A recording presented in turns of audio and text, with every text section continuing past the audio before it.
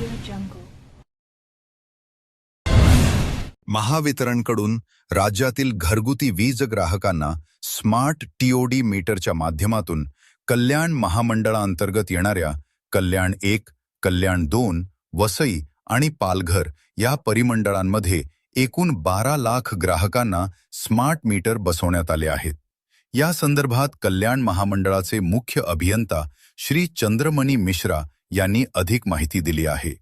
सध्या राज्यात महावितरणकडून 9 ते 23 फेब्रुवारी 2026 या कालावधीत स्मार्ट मीटर पंधरवडा राबवला जात आहे. या मोहिमेअंतर्गत ग्राहकांचे जुने वीज मीटर बदलून नवीन स्मार्ट मीटर बसवले जात असून अचूक बिलिंग, पारदर्शकता आणि लोकांमधील गैरसमज दूर करण्यावर भर दिला जात आहे. या काळात कर्मचारी घरोघरी भेट देऊन ग्राहकांना माहिती देत आहेत. महावितरणकडून स्मार्ट टीओडी मीटर बसवण्यात येत असल्याबाबत अनेक ग्राहकांच्या मनात विविध प्रश्न निर्माण झाले आहेत. त्या प्रश्नांच्या संदर्भात सरांनी सविस्तर माहिती दिली आहे. नमस्कार सर. काही लोकांचे स्मार्ट टीओडी मीटरबद्दल प्रश्न आहेत. त्याचे जरा मला तुम्हाला प्रश्न विचारायचे होते, त्याचे उत्तर मला आमच्या ग्राहकांपर्यंत पोचवायचे होते.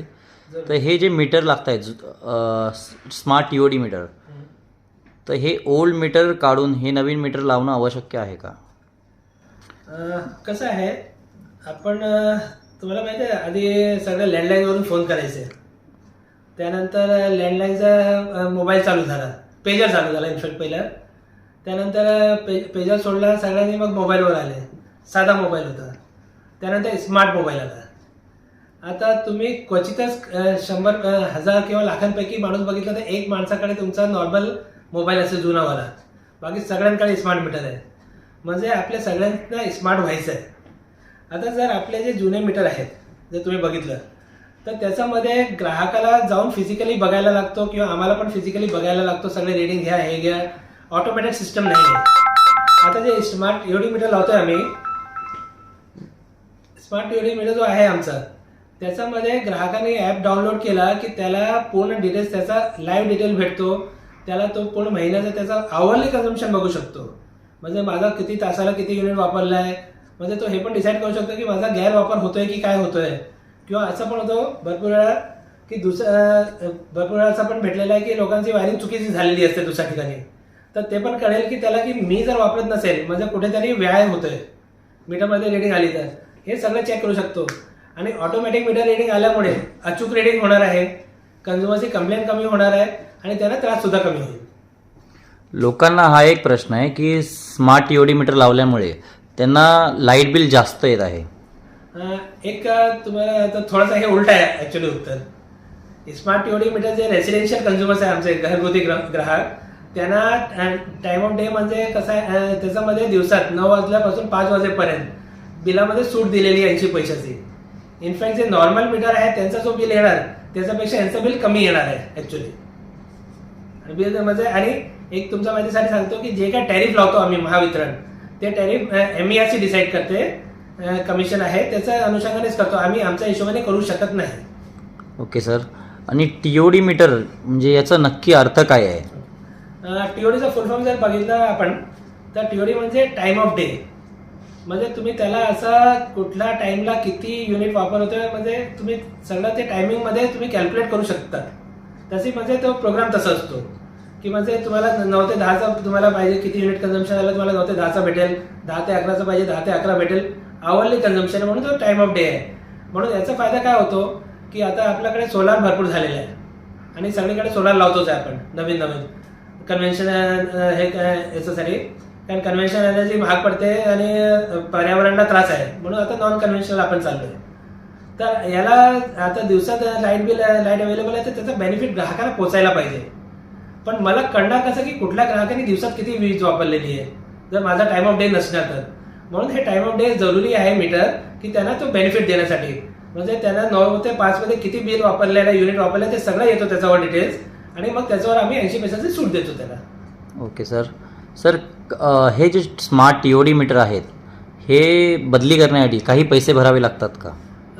हे बघा, कुठलाही पैसे मीटरसाठी कुठलेही पैसे लागत नाही. मीटर आधीपासून म्हणजे फ्री ऑफ कॉस्ट आहे.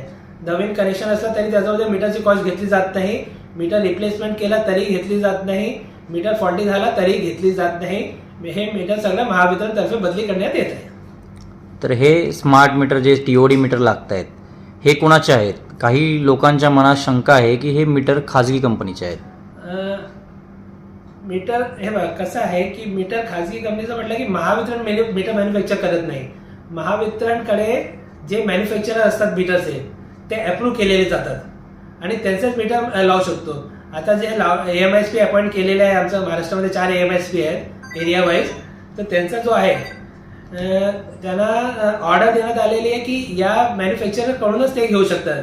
ते स्वतः मॅन्युफॅक्चरर नाही आहेत. जे आमच्याकडे स्पेशली लावत आहेत ते मॅन्युफॅक्चरर नाही आहेत आणि सगळे मीटर जे आहेत ते प्रॉपर्टी ऑफ MSEDCL असते, म्हणजे महावितरणची प्रॉपर्टी असते आणि त्याची गॅरंटी आम्ही जो मॅन्युफॅक्चरर आहे त्याच्याकडून 10 वर्षाची गॅरंटी घेतो त्याच्यावर. Okay sir. Sir TOD meter हे प्रीपेड आहेत का? सध्या जे काही मीटर लावण्यात आले सगळे पोस्टपेड मीटर आहेत. जसं आधी बिलिंग होत होतं तसंच बिलिंग राहणार आहे यांचं पण. आणि हे जे TOD मीटर आपण लावतोय आता हे लावल्यामुळे लाईट बिलमध्ये काही फरक येणार आहे का? जसं मी आपल्या एका प्रश्नाला उत्तर दिलं की जे काही इलेक्ट्रिसिटीचा बिलचा रेट असतो ते महावितरण डिसाईड करत नाही. महावितरण स्वतःने कुठलाही रेट वाढवू शकत नाही, कमी करू शकत नाही. हे सगळं जे रेट ठरवते ते MERC बॉडी ठरवते आणि ती पण सगळी पब्लिक हिअरिंग घेते. ती पूर्ण महाराष्ट्रामध्ये म्हणजे जेव्हा मॅन्युफॅक्चरचं पेटिशन फाईल करते ते पब्लिक हिअरिंग घेतात. पब्लिकचा काय से आहे, महावितरणचा काय से आहे, ते सगळ्या अनुषंगाने त्याचा अभ्यास करून MERC त्याचा रेट डिसाईड करून देते आणि आम्ही तोच अप्लाय करू शकतो. म्हणजे जे हे ओल्ड मीटरचे रेट्स आणि हे स्मार्ट मीटरचे रेट हे सेमच आहेत की वेगवेगळे? सगळे सेम आहे. ओल्ड मीटरचं पण रेट सेम आहे, नवीन मीटरचं पण रेट सेम आहे. आणि जर टॅरिफ बघितला, भरपूर लोकांना हे पण डाऊट होतो की सिंगल फेज आणि 3 फेजचा वेगळा आहे. याच्यामध्ये कसं असतं, आपली कॅटेगरी असते. जसं घरगुती रेसिडेन्शियल कॅटेगरी आहे, कमर्शियल कॅटेगरी आहे, इंडस्ट्रियल आहे, दुसरे आहे. जर तुम्ही रेसिडेन्शियल कॅटेगरीला समजा सिंगल फेज घेतला किंवा 3 फेज घेतला, तुमचा टॅरिफ सेम राहतो. टॅरिफमध्ये काय फरक पडत नाही, फक्त थोडासा फिक्स चार्जेसचा फरक असतो कारण तो 3 फेज असतो. बाकी तुम्ही जेवढा युनिट वापर केलेला आहे त्या अनुषंगानेच तुमचा बिल येईल. सर अजून एक प्रश्न होता शेवटचा की काही आता लोक अफवा पसरवतात आहे किंवा लावून देत नाही आहेत मीटर. त्याच्यासाठी ग्राहकांसाठी हा चांगला आहे हे तर आम्हाला कळालं आहे, पण तुमच्याकडनं त्यांना काय मेसेज असेल की हे मीटर लावून घ्या म्हणजे त्यांना सोयीस्कर असेल? कसं आहे की याच्यासाठी आम्ही पेपरला सुद्धा ॲडव्हर्टाइजमेंट देतो आहे. दुसरं आमचं जे ऑफिसच आहे तिथे पण आम्ही आमच्या MSPला सांगितलं की जुन्या मीटर आणि याचा सिरीजमध्ये लावून ठेवा, म्हणजे कोणाला काही शंका असेल की बाबा हा मीटर फास्ट आहे काय आहे तर ते स्वतः बघू शकतात की आज रेटिंग किती आहे आणि दुसऱ्या दिवशी किती पडलेले आहेत. दुसरं हे की याचे जे बेनिफिट्स आहेत ते आम्ही आता आपला स्मार्ट मीटर पकवाडा चालूच आहे, तर त्याच्यामध्ये सगळीकडे ॲडव्हर्टाइजमेंट करतो आहे. सगळीकडे टॉमटॉमिंग करून किंवा गाडीवर पोस्टर लावून वगैरे सगळं फिरवतोय. आता FM रेडिओवर आमचे जिंगल पण चालू आहे, तुम्ही कदाचित ऐकलं पण असाल. तर ते सगळं आम्ही पब्लिकला म्हणजे जे काही बेनिफिट्स आहेत ते त्यांना कसं कळेल हे आम्ही पूर्णपणे प्रयत्न करतोय. Okay sir, thank you sir. Thank you.